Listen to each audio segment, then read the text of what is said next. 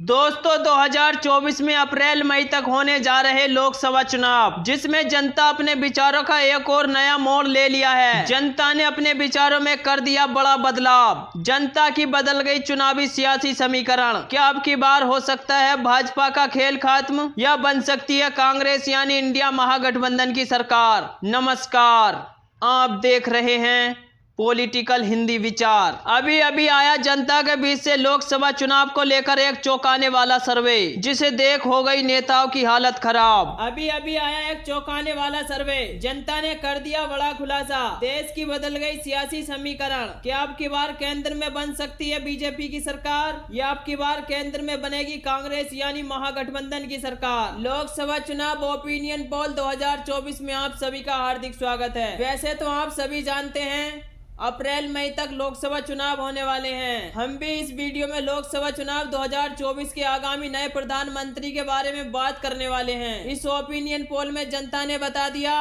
कौन होगा देश का नया प्रधानमंत्री और किसकी होगी सरकार। अब की बार आप किसकी सरकार देखना चाहते हैं?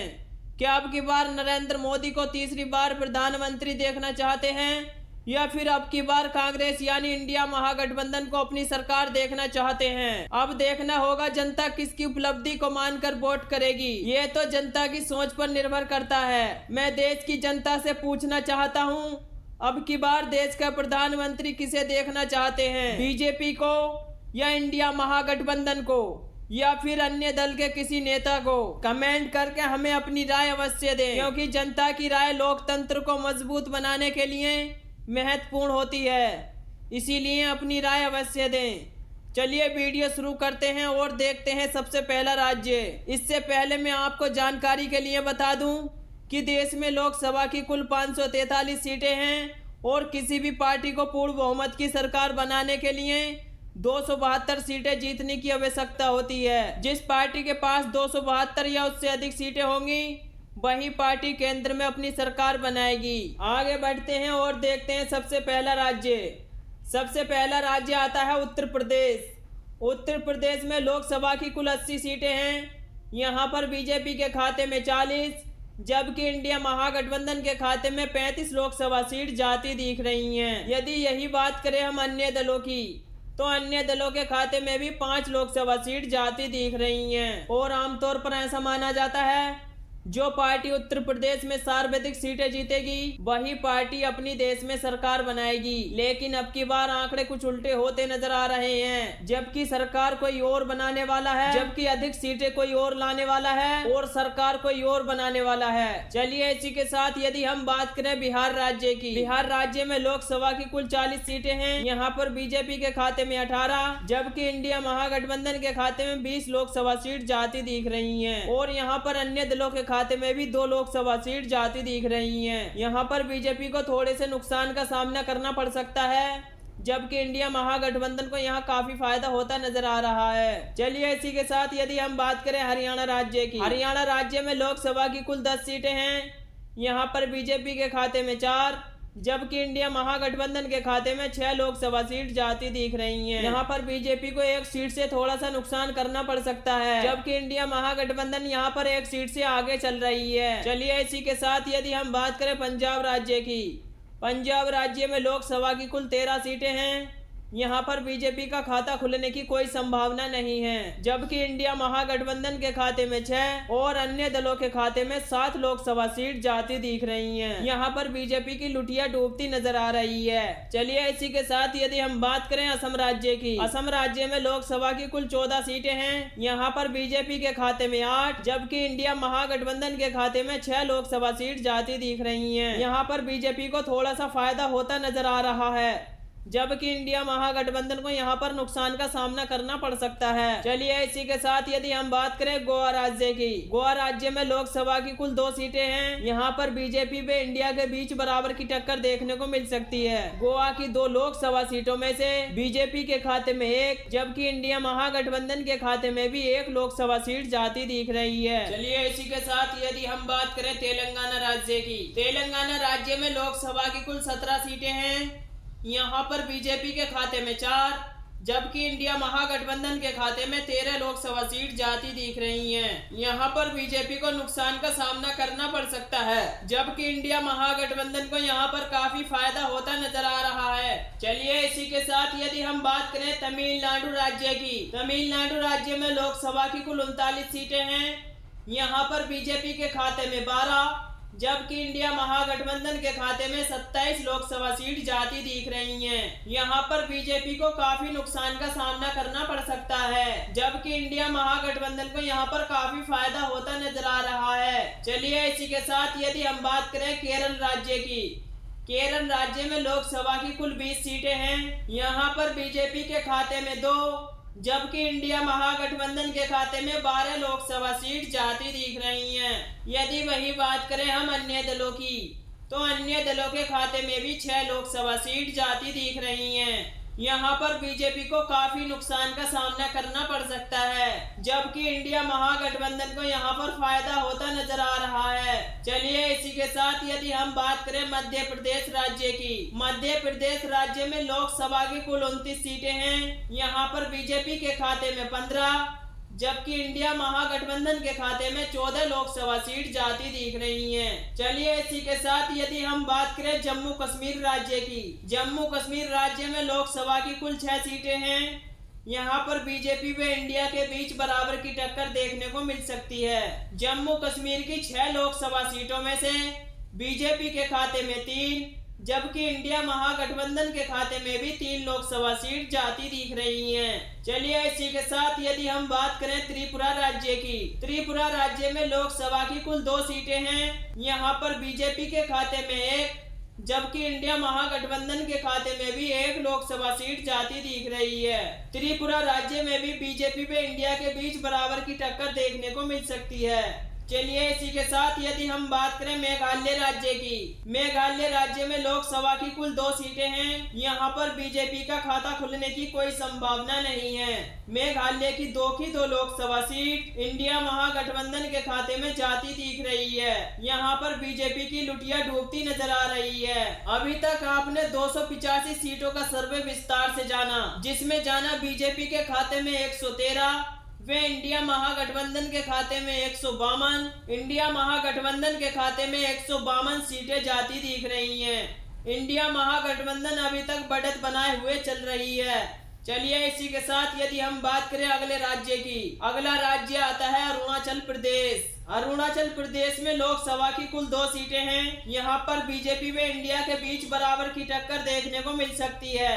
अरुणाचल प्रदेश की 2 की लोकसभा सीटों में से बीजेपी के खाते में 1, जबकि इंडिया महागठबंधन के खाते में भी 1 लोकसभा सीट जाती दिख रही है। चलिए इसी के साथ यदि हम बात करें राजस्थान राज्य की, राजस्थान राज्य में लोकसभा की कुल 25 सीटें हैं। यहाँ पर बीजेपी के खाते में 17, जबकि इंडिया महागठबंधन के खाते में 8 लोकसभा सीट जाती दिख रही हैं। यहाँ पर बीजेपी को काफी फायदा होता नजर आ रहा है, जबकि इंडिया महागठबंधन को यहाँ नुकसान का सामना करना पड़ सकता है। चलिए इसी के साथ यदि हम बात करें झारखंड राज्य की, झारखंड राज्य में बीजेपी व इंडिया के बीच बराबर की टक्कर देखने को मिल सकती है। झारखंड राज्य में लोकसभा की कुल 14 सीटें हैं। यहाँ पर झारखंड की 14 लोकसभा सीटों में से बीजेपी के खाते में 7, जबकि इंडिया महागठबंधन के खाते में भी 7 लोकसभा सीट जाती दिख रही हैं। चलिए इसी के साथ यदि हम बात करें गुजरात राज्य की, वैसे तो गुजरात राज्य को भाजपा का गढ़ माना जाता है, लेकिन आप ओपिनियन पोल को देखिए और आपको पता चल जाएगा। गुजरात की 26 लोकसभा सीटों में से एनडीए अर्थात बीजेपी के खाते में 18, जबकि इंडिया महागठबंधन के खाते में 8 लोकसभा सीट जाती दिख रही हैं। यहाँ पर बीजेपी को काफी फायदा होता नजर आ रहा है, जबकि इंडिया महागठबंधन को यहाँ पर नुकसान का सामना करना पड़ सकता है। चलिए इसी के साथ यदि हम बात करें हिमाचल प्रदेश की, हिमाचल प्रदेश में लोकसभा की कुल 4 सीटें हैं। यहाँ पर बीजेपी व इंडिया के बीच बराबर की टक्कर देखने को मिल सकती है। हिमाचल प्रदेश की 4 लोकसभा सीटों में से बीजेपी के खाते में 2, जबकि इंडिया महागठबंधन के खाते में भी 2 लोकसभा सीट जाती दिख रही है। चलिए इसी के साथ यदि हम बात करें दिल्ली राज्य की, दिल्ली राज्य में लोकसभा की कुल 7 सीटें हैं। यहाँ पर बीजेपी के खाते में 3, जबकि इंडिया महागठबंधन के खाते में 4 लोकसभा सीट जाती दिख रही हैं। यहाँ पर बीजेपी व इंडिया को एक एक सीट से उतार चढ़ाव का सामना करना पड़ सकता है। चलिए इसी के साथ यदि हम बात करें उड़ीसा राज्य की, उड़ीसा राज्य में लोकसभा की कुल 21 सीटें हैं। यहाँ पर बीजेपी के खाते में 2, जबकि इंडिया महागठबंधन के खाते में 4 लोकसभा सीट जाती दिख रही हैं। यदि वही बात करें हम अन्य दलों की, तो अन्य दलों के खाते में 15 लोकसभा सीट जाती दिख रही हैं। यहाँ पर बीजेपी व इंडिया को नुकसान का सामना करना पड़ सकता है, जबकि अन्य दल यहाँ पर बाजी मारता हुआ नजर आ रहा है। चलिए इसी के साथ यदि हम बात करें महाराष्ट्र राज्य की, महाराष्ट्र राज्य में लोकसभा की कुल 48 सीटें हैं। यहाँ पर बीजेपी के खाते में 16, जबकि इंडिया महागठबंधन के खाते में 32 लोकसभा सीट जाती दिख रही हैं। यहाँ पर बीजेपी को नुकसान का सामना करना पड़ सकता है, जबकि इंडिया महागठबंधन को यहाँ काफी फायदा होता नजर आ रहा है। चलिए इसी के साथ यदि हम बात करें पश्चिम बंगाल की, पश्चिम बंगाल राज्य में लोकसभा की कुल 42 सीटें हैं। यहाँ पर एनडीए अर्थात बीजेपी के खाते में 8, जबकि कांग्रेस यानी इंडिया महागठबंधन के खाते में 34 लोकसभा सीट जाती दिख रही हैं। यहाँ पर बीजेपी को काफी नुकसान का सामना करना पड़ सकता है, जबकि इंडिया महागठबंधन काफी बढ़त बनाए हुए चल रहा है और काफी फायदा होता नजर आ रहा है। चलिए इसी के साथ यदि हम बात करें आंध्र प्रदेश की, आंध्र प्रदेश में लोकसभा की कुल 25 सीटें हैं।